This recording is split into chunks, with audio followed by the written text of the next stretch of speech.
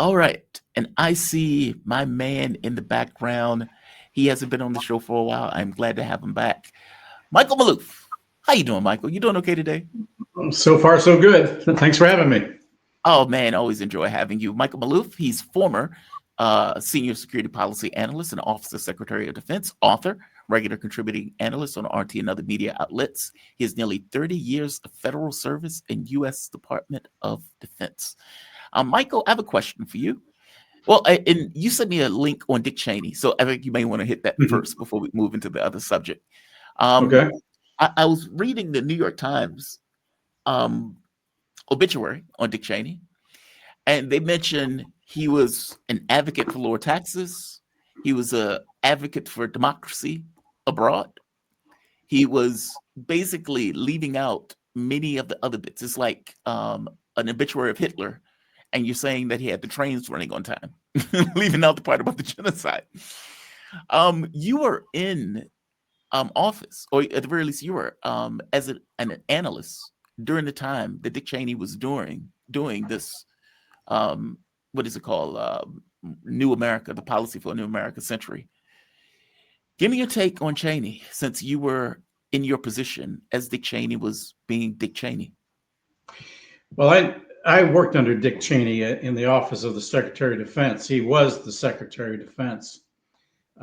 He was very much, well, he was the Secretary during the time of the first Iraqi War, where we had Desert Shield, Desert Storm. You know, we had two separate Iraqi episodes. First was Desert Shield, Desert Storm, and then in 2003, we had the U.S. invasion of Iraq. Right. I served under him in stopping. At the time of Desert Shield, Desert Storm, we had picked up the potential for Saddam Hussein building up weapons of mass destruction, principally in the nuclear area. We had done the analysis. My office was there to try and stop diversions that went into those areas. And in fact, Cheney's big concern at that time as a Secretary of Defense was Saddam Hussein's nuclear weapons buildup. And we had the evidence that it was occurring. In fact, on the eve of Desert Shield, Desert Storm, I actually worked a case of the diversion of a skull induction furnace that was going to melt zirconium to an area in the Karbala region that we knew there was no Western access, and yet the Commerce Department allowed that export to go, and we got it stopped, much to the consternation of the Commerce Department. In fact, they called my boss to get me fired because I dared to do that, to stop that export.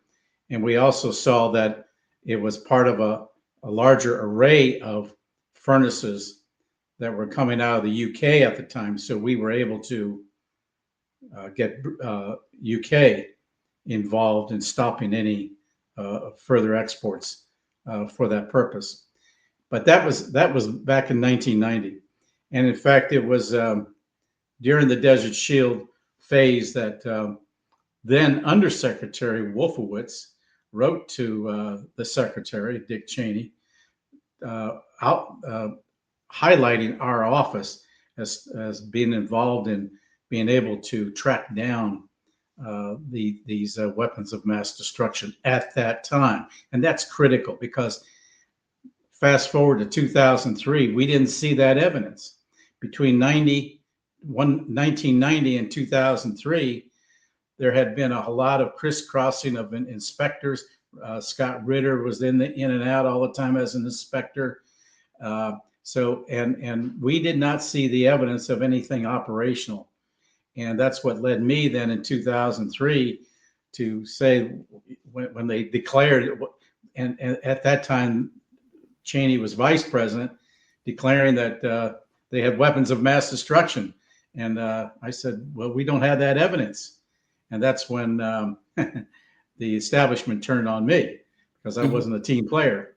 And and part of my job too was he was also involved in the war on terror, and one of the things I did was the analysis on terrorist groups worldwide, and then to work, and then after 9/11 rather, to determine their choke points anywhere in the world, and then to get our special forces people to take them out. So Yeah. so we were involved in a lot of that stuff, but the change, of course, occurred when Cheney was insisting on the weapons of mass destruction. But there's another general misconception that it was the Defense Department that came up with the notion that on the whole element of weapons of mass destruction in Iraq in October 2002. It was CIA, and you'll notice that back in February of 2002 at the UN, when Colin Powell and then Secretary of State was talking about the evidence, George, what's his last name? I forget his last name. Who was then CIA director? Oh, Tenet. George Tenet. Thank you, George Tenet, who was sitting back there, and it was his people that came up with that notion that there were these weapons of mass destruction. And I was writing memos up saying we don't have the evidence. And in fact, during that period between January and March of 2003, I actually was sending memos up saying that I had been contacted by an intermediary from in Lebanon who was liaising with Syria, who in turn was in touch with the Iraqis, saying, look, we don't have weapons of mass destruction. We're even prepared to allow 5,000 U.S. troops to come in to look for it. And we're also willing to turn over a terrorist who was involved in the 1993 World Trade Center bombing. And that there was just two of about 5 or 6 terms, unconditional terms that Saddam Hussein was prepared to allow if we didn't invade, because he knew an invasion was imminent. But unbeknownst to me was the fact that it didn't matter whether we could come up with a reason for a link with terrorism or with WMD, that they wanted regime change. And that's the thing that I fault Cheney for as vice president, because he pushed that narrative along with Wolfowitz.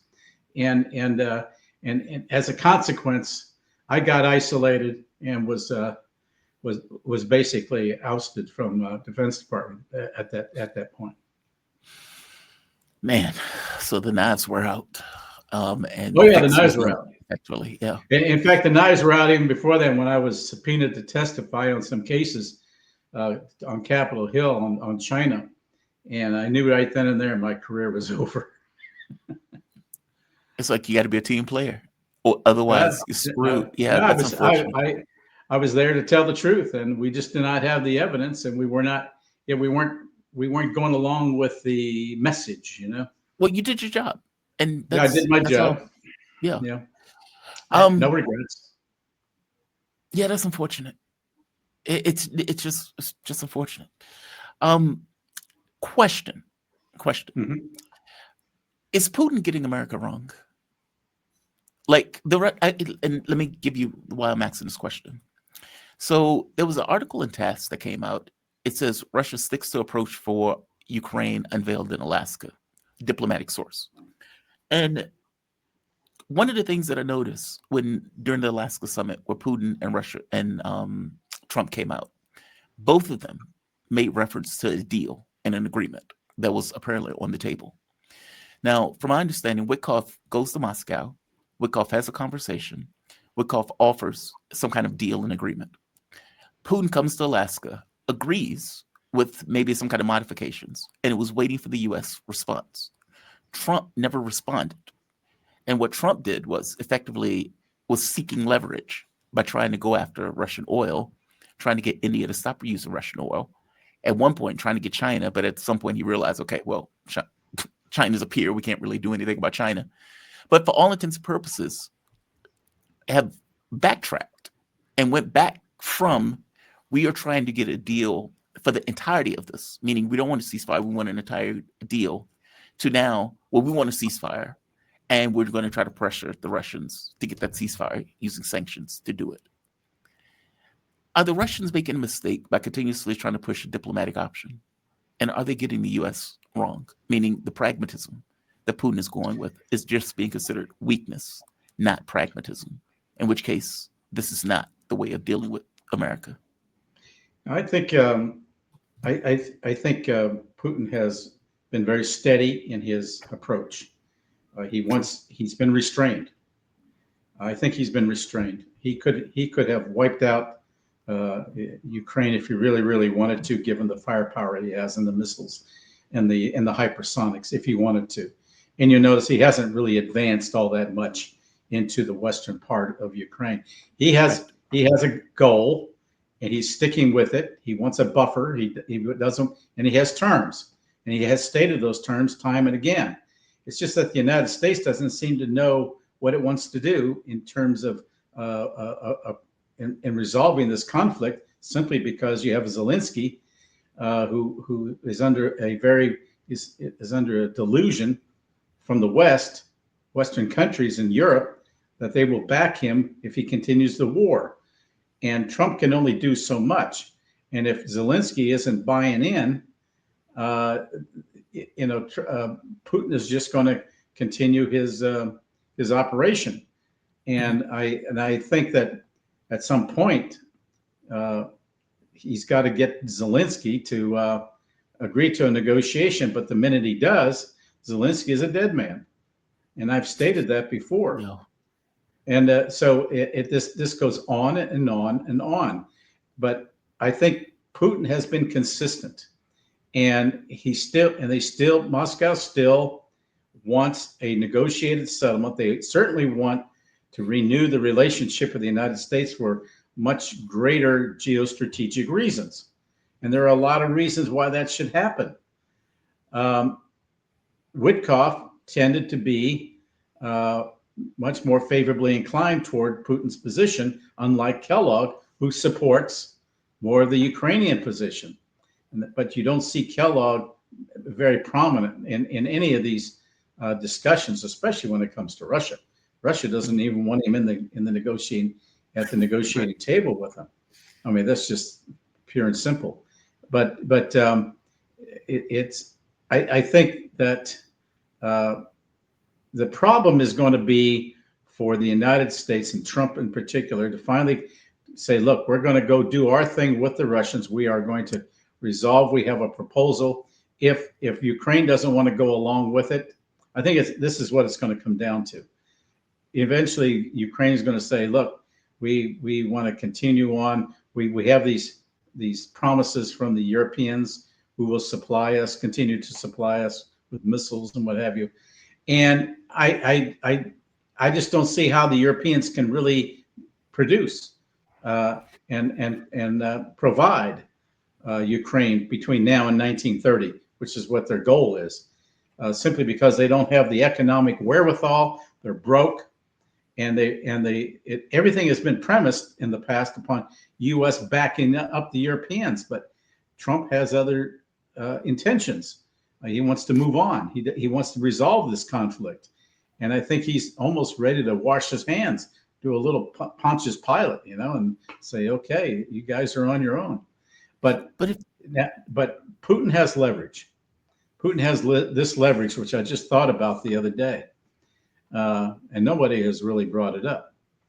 That if Trump goes along with sending and allowing long-range missiles to go to Ukraine, Putin has the leverage of sending hypersonics to Venezuela or to any of the other countries in Latin America that would be supportive and be anti-U.S. So there's a potential here that this thing could really mushroom into a far greater conflict than just a regional conflict in the Ukraine, and that's what's emerging right now. Now, but Trump doesn't seem like he wants to extricate himself from this. And it doesn't seem, because it seems like there are two things going on at once. The U.S. Well, president, He could if he wanted to. I just don't know. I think it's due to the people that he's surrounded by. He has the neocons. He has constantly Rubio is constantly very anti-Russian, remains anti-Russian. Yes. He's certainly anti-Venezuelan, Yes. but you have that element, and he also has contributors he's got to cater to. So and also the CIA works against him constantly. They're joined at the hip with the MI6 and with Mossad, and you see their fingerprints in the whole Ukraine mess as well as in the Middle East. And But see, for some reason, he can't extricate himself from that. The other problem is this: if he can't, what he could do is say, look, to tell the Europeans, look, if you're going to continue arming Ukraine, even though we're trying to come to an arrangement and you're constantly undermining me, this is going to have an impact on the viability and the future of NATO, because we're not going to support you. But all of that depends on if Trump does that. And I guess you're making my point for me. Right. A, he doesn't seem to be able to extricate himself. B, he doesn't seem to be able to accept a Russian deal. So it's like a U.S. president is not going to be able to accept a surrender in this case. And as you point out, all the people around Trump are pushing him against making an agreement, which means, well, yeah, he's hit with so many issues right now that he can't focus on any one thing to get it over the goal line. And you know, right now he's very concerned about the whole tariff issue before the Supreme Court. That could really screw up his entire agenda. As he says, this is going to be the most important decision that comes out of the Supreme Court in some time. So I think it would be so his focus, and then he has the Middle East problem, and not to mention the internal political problem in the United States that he's having to deal with. And then when we come to springtime, all the American cities are going to start erupting again. So we have that to look forward to.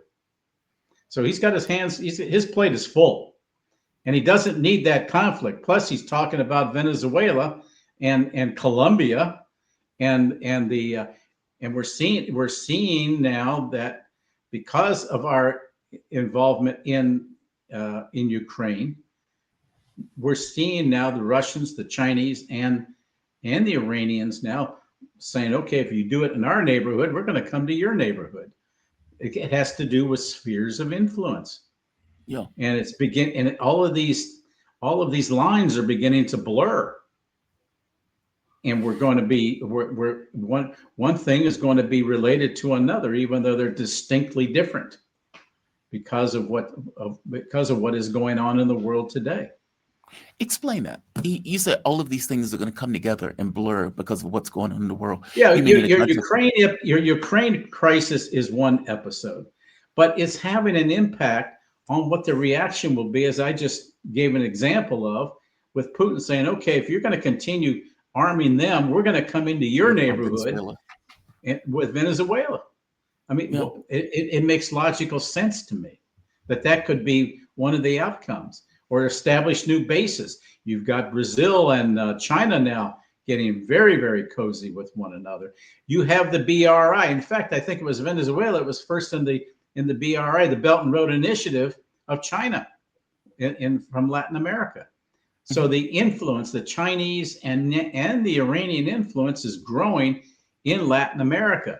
And that is one of the unsaid things as to why Trump is now focused on Venezuela, because of that influence. You got the Chinese actually building an alternative to the Panama Canal, going through Nicaragua, I believe. They're building this huge canal that no one talks about. It's all Chinese built, being Chinese built. It's still in process. So there's all these things are going on, and in which these countries are extending their influence into what has traditionally been an area of U.S. influence, Monroe Doctrine and all that crap in Latin America. And these countries are beginning to turn because there is an alternative. And not to mention the fact that these countries, many of these countries, have also begun to join BRICS. Right. or our partners want to be partners with BRICS. So as I say, the spheres of influence and these separate crises in the world are beginning to blur in terms of their distinctiveness, because all the players are the same in each one of them. When you think about it. No, you're right. I mean, there's influence. I mean, Russian Tremendous planes, influence. cargo planes, Yeah, have been it's an dumping evolving military thing. equipment into During his Venezuela, as far first as we term, know. Trump talked to Putin about the notion of reestablishing the whole concept of spheres of influence. I don't know why he doesn't raise that again and just get the hell out of Ukraine. I don't know if he can. That's what I mean. Like, well, the that's playbook. what's keeping him there, because of all these other pressures that are coming in. Not to mention the other issues that are imposing upon him, but also the people around him are keeping him in there. And you have the intelligence community that won't let him let go. The playbook, from my understanding, especially from the Rand Corporation, was to overextend Russia. Do you think that's still the playbook that's in effect? I mean, because if it is, then the objective is not to get out from the Europeans or the US. The objective is for Russia to go further into Ukraine, to overextend. Give me your take on that. Well, I think they'll go as far as Odessa and effectively cut Ukraine off from any access to the sea. Black Sea. Yeah. I don't think they want the western part, because you also have Poland and Lithuania and those countries wanting to get back certain areas of western Ukraine, which were traditionally under their empire in previous centuries. That's why we need to get out of this mess, because we had nothing to do with any of that. Their issues in that region go back far before the United States was even a country. Yeah. And we got to get away from that. How far do policy documents go into the presidential thinking? Like, for example, like, how far do policy documents go into thinking in the White House? I mean, you were in the Pentagon. You used to do the analysis for the stuff. When you see something like, let's say, the Rand Corporation document on overextending Russia, or the documentation on Iran, where it's like, what is the name of it? The Pathway to Persia. How far do those documents go into the thinking of the White House? I think they consider them. Whether they come out just as they are written in those policy position papers is another matter. I think it depends upon the conditions at the time and the influences that the principals are subjected to at that time. There may be elements that they're drawn from. I don't think that it's the policy of Trump to have regime change in Russia, as much as we see that in the UK, France, and Germany. Yeah, they want regime change. You know, during the previous Biden administration, that's what Tori Nuland wanted. Her grandparents came from Tsarist Russia, which today is Western Ukraine. Really? I didn't know that. Yeah, and the same with Blinken. His grandfather was from Kyiv. At that time, it was part of the Russian Republic back in 1905. And he admitted that his grandparents came from Russia, not Ukraine, back in 1905. Interesting. Wow, interesting. So you see, it puts us in the position of having to fight 21st century. In the 21st century, we're fighting 18th century wars. We got to get over it. Yeah. The Brits have been after the Russians for 300 years. And there's a history of that. Yep. Those European wars. Like, if you go back to like before Napoleon, and these just fights back and forth. Yeah. Well, you had Catherine the Great supporting the American colonies against the British blockade. Yep. Yes. Yep. And then in the U.S. Civil War, the Russian fleet actually docked in New York Harbor in support of the Union. as a Yeah. show of support. And then, of course, they sell Alaska to us. So the Russians feel they've had a hand in the founding of the United States of America, and they don't know why we're so against the Russians Why do you think we're so today. against the Russians?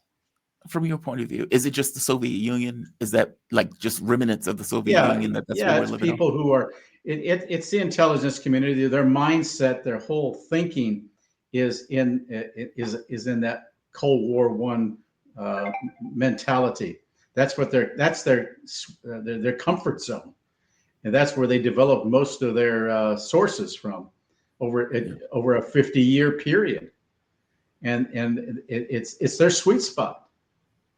And that's why and then you have the neocons, the neoconservatives, who want to go in there and basically bust up all of Russia. That's what they're talking about. Before I let you go, can we hit Lebanon for a bit? I Sure. had Marwa Osman on the show. She lives in Lebanon. And today, I guess it was, today, their time, Hezbollah put out a document effectively pushing the government, effectively saying, look, we need to have a united front against Israel. What is the point in signing a new agreement with Israel when they never lived up to the previous agreement? In Marwa, she had drones flying over her house, so much so that she did the interview in a different location in the house because they were so loud in regards to the flying around the house. Apparently, she sent me a text message just now, or maybe an hour ago after she got off the show, showing the maps where Israel effectively said, we have an evacuation order for people in various regions of Lebanon, with the belief that an attack is going to come shortly as a response to Hezbollah's letter. Give me your take on this. I mean, for all intents and purposes, the government hasn't, let's say, done the greatest job of defending Lebanon. Oftentimes they work in hand with the United States in this regard. But as she points out, we will defend our land, and the resistance will defend this territory against Israeli aggression. Do you believe an attack is going to take place? Yes, I do. It's a feckless government. It's useless. They're at the bidding of the United States. Barack is very much working with them, but and the whole notion that Hezbollah is going to disarm is ridiculous. They're not going to do that.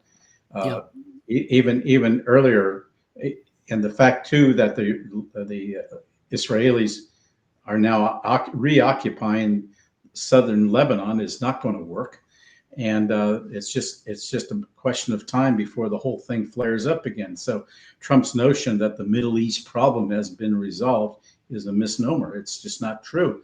But the Israelis are going to continue on because they know they got the U.S. support. But the U.S. representative there is totally useless, and he basically supports the Israeli position, and that's just not going to go over with the people of Lebanon. Yeah, I mean, it's just a matter of time before it flares up again. The expectation is a war is going to reinitiate. Right. Well, right now the Israelis are an occupying force inside of a sovereign country of Lebanon, just like they are in Syria. But no one's yelling and clamoring about it and telling them to get out or have the power to do it. It's even worse than that. The Turks might. You think so? I mean, up to this point, Turkey has done everything in their power to avoid any kind of direct conflict with Israel. I mean, but I think once their interests are crossed, I think something could blow. That's why this whole thing is a real tinderbox right now. But we don't hear, the mainstream media doesn't cover the potential for a flare up. Yeah, they say, well, the Gaza thing is resolved. Well, that's not the entire Middle East. You got the Israelis wanting to expand it and create this greater Israel. That's still their ambition. And the greater Israel means parts of Lebanon, Syria, and all the way to the Euphrates and the Nile. That's ultimately what they're after. And Smotrich and Ben Gvir have been very, very vocal about that. And these are guys that are in the cabinet. And Netanyahu has to go along because if they walk, his government falls. and he cannot afford that. Do you think, I mean, it seems that the U.S. is backing the Greater Israel Project. I mean, do you think this is, for all intents Yeah, and we're sort purposes, of backed. We're sort of forced and backed into it. And there you have contributors to Trump that are very pro-Israeli. So Trump yes. is trapped. It's the trap thing always gets me. I got to be honest, because it comes across as if people are trying to give Donald Trump a pass, either on the issue of Ukraine or, for that matter, on the issue of Israel, as if the president doesn't have. He's catering to his contributors and to the not only to AIPAC but also to the defense contractors. Yeah. The defense contractors love the business. Well, right, because for them it's profit. It's just we make a huge amount of profit in selling weapons to either Europe or, for that matter, Israel. Yeah. Michael, man, I am so glad to have you back. I am so happy that you are with me. Michael Maloof, always love you, man, and the audience loves you too. Michael Maloof is former senior security policy analyst and Office of Secretary of Defense, author, regular contributing analyst on RT and other media outlets. He has nearly 30 years of federal service in the U.S. Department of Defense. Michael, you be safe and have a good rest of your day, man. Bye-bye. You too, Jamal. Thank you for having me. All right.